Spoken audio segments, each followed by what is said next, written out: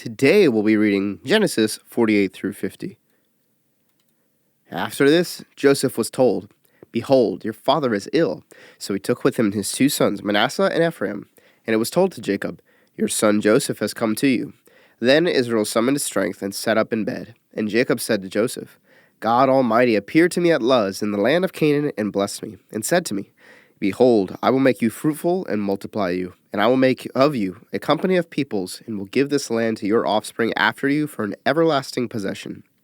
And now your 2 sons, who were born to you in the land of Egypt, before I came to you in Egypt, are mine. Ephraim and Manasseh shall be mine, as Reuben and Simeon are. And the children that you fathered after them shall be yours. They shall be called by the name of their brothers in their inheritance. As for me, when I came from Padan, to my sorrow Rachel died in the land of Canaan on the way, when there was still some distance to go to Ephrath, and I buried her there on the way to Ephrath, that is, Bethlehem.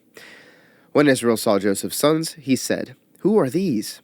Joseph said to his father, These are my sons, whom God has given me here. And he said, Bring them to me, please, that I may bless them.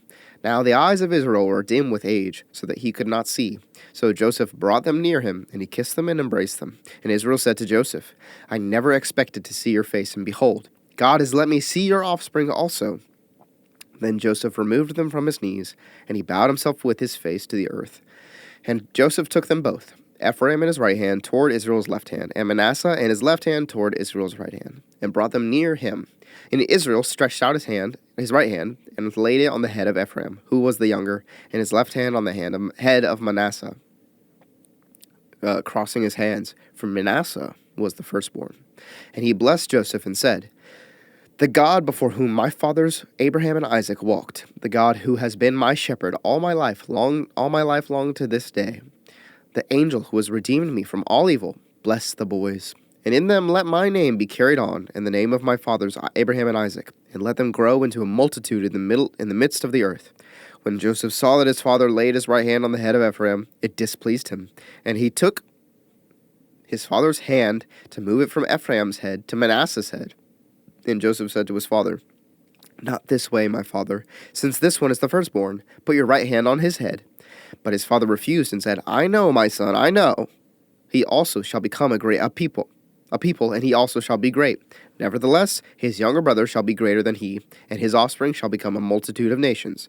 So he blessed them that day, saying, By you Israel will pronounce blessing, saying, God make you as Ephraim and as Manasseh. Thus he put Ephraim before Manasseh. Then Israel said to Joseph, Behold, I am about to die, but God will be with you, and will bring you again to the land of your fathers. Moreover, I have given to you rather than to your brothers one mountain slope that I took from the hand of the Amorites with my sword and with my bow. Then Jacob called his sons and said, Gather yourselves together, that I may tell you what shall happen to you in days to come.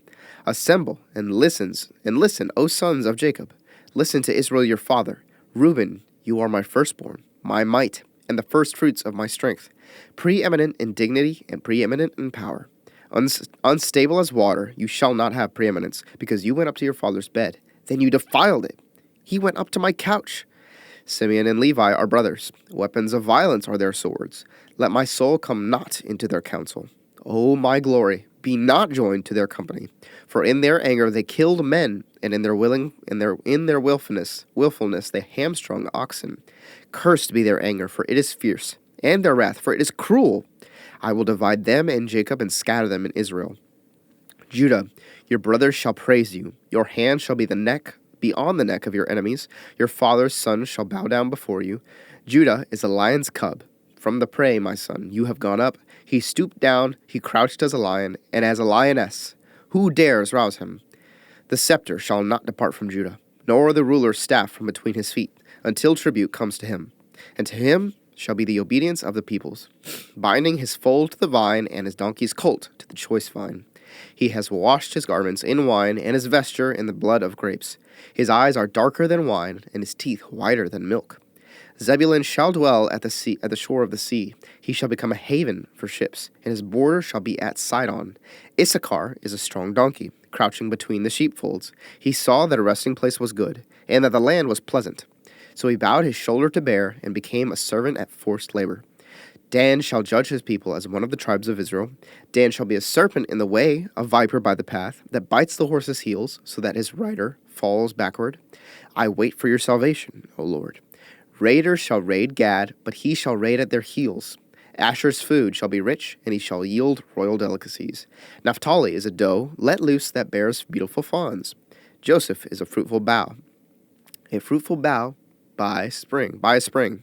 His branches run over the wall. The archers bitterly attacked him, shot at him, and harassed him severely, yet his bow remained unmoved. His arms were made agile by the hands of the mighty one of Jacob.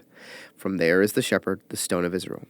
By the God of your father, who will help you, by the Almighty who will bless you, with blessings of heaven above, blessings of the deep that crouches beneath, blessings of the breasts and of the womb. The blessings of your father are mighty beyond the blessings of my parents, up to the bounties of the everlasting hills. May they be on the head of Joseph, and on the brow of him who was set apart from his brothers. Benjamin is a ravenous wolf, in the morning devouring the prey, and at evening dividing the spoil. All these are the 12 tribes of Israel. This is what their father said to them as he blessed them, blessing each with the blessing suitable to him. Then he commanded them and said to them, I am to be gathered to my people. Bury me with my fathers in the cave that is in the field of Ephraim the Hittite, in the cave that is in the field of Machpelah, to the east of Mamre, in the land of Canaan, which Abraham bought with the field from Ephron to the Hittite to possess as a burying place. There they buried Abraham and Sarah his wife. There they buried Isaac and Rebekah his wife. And there I buried Leah. The field and the cave that is in it were bought from the Hittites. When Jacob finished commanding his sons, he drew up his feet into the bed and breathed his last, and was gathered to his people. Then Joseph fell on his father's face and wept over him and kissed him. And Joseph commanded his servants, the physicians, to embalm his father. So the physicians embalmed Israel. 40 days were required for it, for that is how many are required for embalming.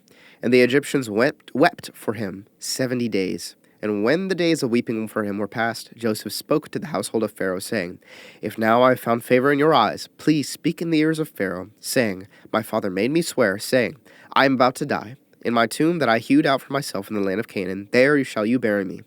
Now therefore, let me please go up and bury my father. Then I will return. And Pharaoh answered, Go up and bury your father as he made you swear. So Joseph went up to bury his father. With him went up all the servants of Pharaoh, the elders of his household, and all the elders of the land of Egypt, as well as all the household of Joseph, his brothers, and his father's household. Only their children, their flocks, and their herds were left in the land of Goshen. And there went up with him both chariots and horsemen. It was a very great company. When they came to the threshing floor of Atad, which is beyond the Jordan, they lamented there with a very great and grievous lamentation. And he made a mourning for his father 7 days. When the inhabitants of the land, the Canaanites, saw the mourning on the threshing floor of Atad, they said, This is a grievous mourning by the Egyptians. Therefore the place was named Abel Mizraim. It is beyond the Jordan. Thus his sons did for him as he had commanded them. For his sons carried him to the land of Canaan, and buried him in the cave of the field of at Machpelah, to the east of Mamre, which Abraham bought with the field from Ephron the Hittite to possess as a burying place. After he had buried his father, Joseph returned to Egypt with his brothers and all who had gone up with him to bury his father. When Joseph's brothers saw that their father was dead, they said, It may be that Joseph will hate us and pay us back for all the evil that we did to him. So they sent a message to Joseph saying, Your father gave this command before he died. Say to Joseph, Please forgive the transgression of your brothers and their sin because they did evil to you. And now, please forgive the transgression of the servants of the God of your father. Joseph wept when they spoke to him. His brothers also came and fell down before him and said, Behold, we are your servants. But Joseph said to them, Do not fear, for am I in the place of God? As for you, you meant evil against me, but God meant it for good, to bring it about that many people should be kept alive, as they are today. So do not fear. I will provide for you and your little ones.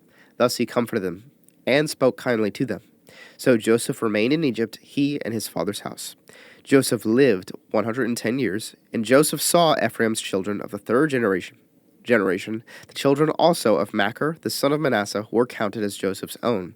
And Joseph said to his brothers, I am about to die, but God will visit you and bring you up out of this land to the land that he swore to Abraham, to Isaac, and to Jacob. Then Joseph made the sons of Israel swear, saying, God will surely visit you, and you shall carry up my bones from here. So Joseph died being 110 years old. They embalmed him, and he was put in a coffin in Egypt.